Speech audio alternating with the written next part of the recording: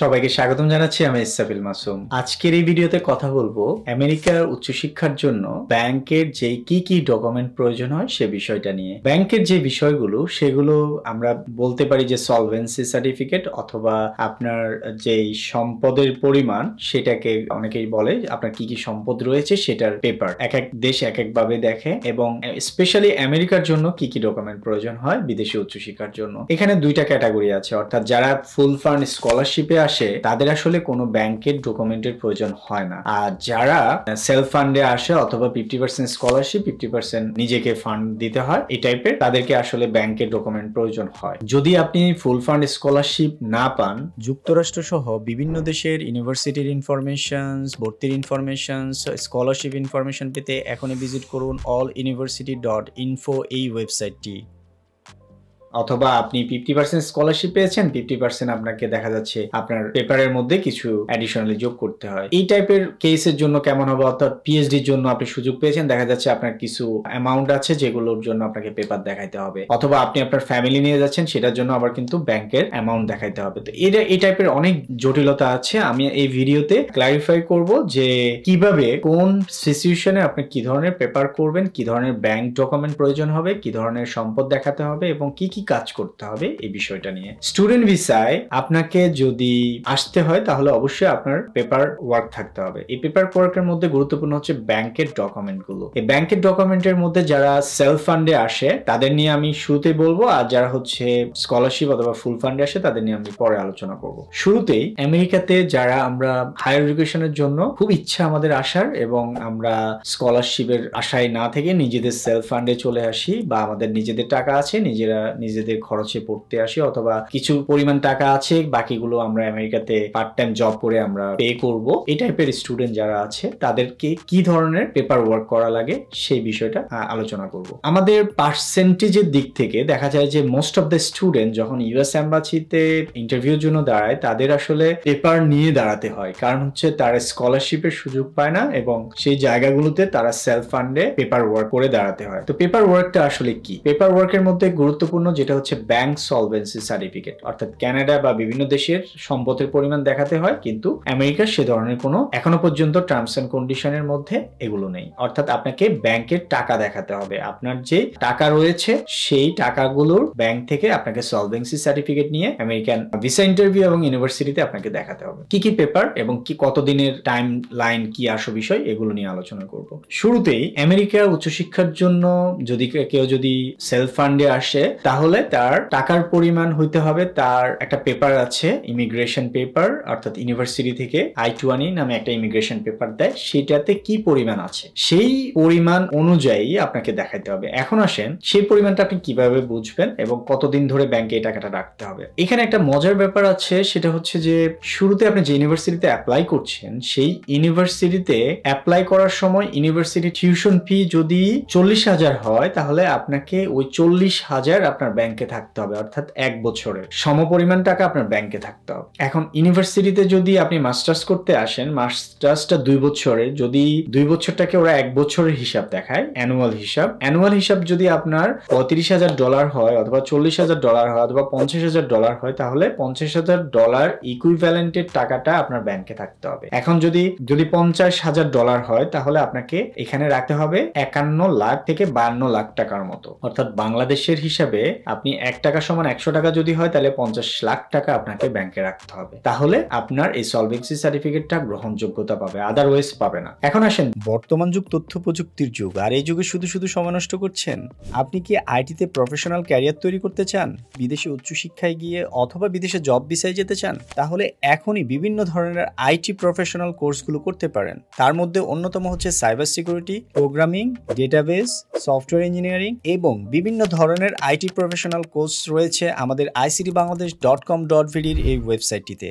আর দেরি না করে এখনই আমাদের ফ্রি কোর্সগুলোর জন্য এনরোল করে নিন। 2 বছরের জন্য আপনাকে 1 বছর দেখালেই হয়ে যাবে, পলিসিটা এরকম। কিন্তু কিছুদিন পরে পলিসি এরকম হতে পারে যে আপনাকে পুরো 2 বছরের টাকাটা দেখাইতে হবে। তো নরমালি যেটা করা হয় সেটা হচ্ছে যে সবাই 1 বছরটা দেখায় এবং বাকি টাকাটা কই থেকে আসবে সেই ইনকাম সোর্সটা দেখায়। ধরেন তার বাবা কি করে সেই বিষয়টার উপরে পেপার সাবমিট করা লাগে এবং ইন্টারভিউতে বলতে হয় এবং পেপার শো করা লাগে। তো এই যে টাকাগুলো ওভারঅল আপনাকে 2 বছরের পেমেন্টগুলোই তাদেরকে দেখাইতে দেখাইতে হবে যে আপনার এই টাকাগুলো আছে। যদি টাকাগুলো থাকে তখন আপনাকে ইউনিভার্সিটি ওই ইমিগ্রেশন পেপারটি দিবে, এর আগে দিবে না। অথবা অ্যাডমিশনের নেওয়ার সময় আপনাকে বলবে যে তোমার আগে আমার ইউনিভার্সিটিতে যে অ্যাপ্লাই করছো এই ইউনিভার্সিটিতে পড়তে তোমার $50,000 লাগবে তোমার বছরে, এই টাকাটা কি তোমার কাছে আছে? তুমি তোমার ব্যাংকের সার্টিফিকেট দাও। তখন আপনাকে যেটা করতে হবে সেটা একদিনের হোক, 2 দিন আগের হোক, 2 বছর আগের হোক, কোনো কিছু ম্যাটার করে না।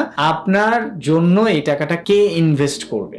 সেই লোকের, অর্থাৎ আপনার নিজের নামেও হতে পারে, আপনার বাবার নামেও হতে পারে, আপনার ভাইয়ের নামেও হতে পারে, আপনার আঙ্কেলের নামেও হতে পারে, অথবা আমেরিকাতে আছে এরকম কেউ তার নামেও হতে পারে টাকাটা। অথবা আপনাকে কোনো এজেন্সি সেই টাকাটা দিবে, এজেন্সির ডকুমেন্টও হতে পারে। তার মানে টাকাটা যে কারো হতে পারে, ব্যাংক অ্যাকাউন্টটা যে কারো হতে পারে, কিন্তু আপনার সাথে রিলেশনশিপটা কি? অর্থাৎ আপনার যদি ব্লাডের কেউ হয় সেটার অ্যাপ্রুভাল পাবে, কিন্তু যদি ধরেন আপনার দূরের কেউ আপনাকে তার ব্যাংকের একটা অ্যাকাউন্ট এনে আপনি দেখা দিলেন, সেটা অ্যাপ্রুভাল পাবে না। অর্থাৎ আপনার সাথে রিলেশনশিপটা কি এবং ব্যাংকের টাকার পরিমাণটা কত, এবং সেই জায়গায় ইউনিভার্সিটির অ্যাডমিশনের জন্য 1 বছরে সে পরিমাণ টাকা আছে কিনা সেটার উপরে ম্যাটার করে আপনাকে অ্যাডমিশন দিবে। এখন আসেন, ইউনিভার্সিটি অ্যাডমিশন দিলেও ওই টাকার পেপার সার্টিফিকেট, ধরেন আপনি আপনার বাবার অ্যাকাউন্টে এতগুলো টাকা রাখলেন, রেখে আপনি পেপার সাবমিট করলেন ইউনিভার্সিটি আপনাকে অফার লেটার দিয়ে দিল। যখন আপনি ভিসা ইন্টারভিউতে যাবেন তখন পর্যন্ত ওই টাকাটা থাকতে হবে। দেখা যাচ্ছে যে 3 মাস আগে আপনি টাকাটা রাখলেন বাবার অ্যাকাউন্টে, রেখে ইউনিভার্সিটিতে পেপার দিলেন, দেন হলো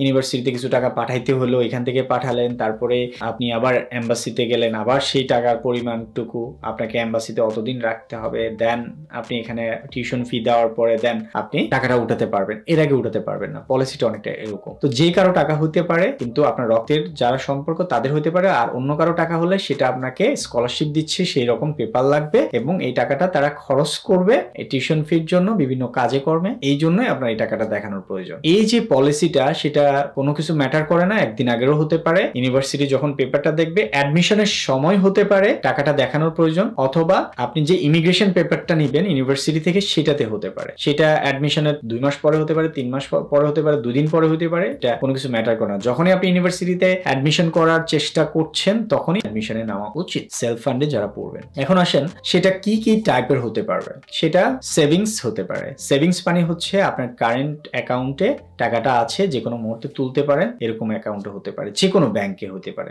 ব্যাংক কোনো কিছুতে ম্যাটার করে না। তবে বাংলাদেশের ইমিগ্রেশন অফিসার যারা ভিসা ইন্টারভিউ নিবে, তাদের কাছে কিছু ব্যাংকের গুরুত্ব বেশি থাকতে পারে। অর্থাৎ টাকাটা একটা ভালো ব্যাংকে আছে, নাম করা, ধরেন আমি নাম বলবো না, ভালো ব্যাংকে আছে, যেগুলো টপ লেভেল ব্যাংক আছে সেগুলোতে আছে, সেগুলো কোনো প্রবলেম নেই। কিন্তু দেখা যাচ্ছে নতুন ব্যাংক তারা দুর্নীতি করে, স্টুডেন্ট লোন দেয়, দেখা যাচ্ছে যে আপনার নামে টাকা দেখায় দেয়, এই টাইপের হলে কিন্তু তখন ওই ব্যাংকগুলোতে সমস্যা তৈরি হবে। তো এই জন্য আপনার যদি টাকা থাকে সেটা ভালো ব্যাংকে রেখে আপনি সেই অ্যাকাউন্টটা দেখাতে পারেন। অর্থাৎ আপনার বাবার বিজনেস আছে, রানিং টাকা পয়সা আছে, সেই ব্যাংকে টাকা আছে, কোনো কিছু ম্যাটার করে না। এরকম না যে একটা পুরান অ্যাকাউন্ট, কোনো লেনদেন নেই, সেখানে আপনি রাখছেন হুট করে এতগুলো টাকা, কই থেকে আসলো টাকাগুলো, এগুলো নিয়ে প্রশ্ন তুলতে পারে। তো রানিং অ্যাকাউন্ট যদি থাকে ফ্যামিলির, সেই রানিং অ্যাকাউন্টে টাকা যদি থাকে 40 লাখ 50 লাখ টাকা, দেন আপনি ওই অ্যাকাউন্টে ইউনিভার্সিটিতে শো করতে পারেন বা ইমিগ্রেশন অফিসারকে ভিসা ইন্টারভিউর সময় দেখাতে পারেন। তো এই টাইপের টাকা পয়সাগুলো সেভিংস অ্যাকাউন্ট হতে পারে,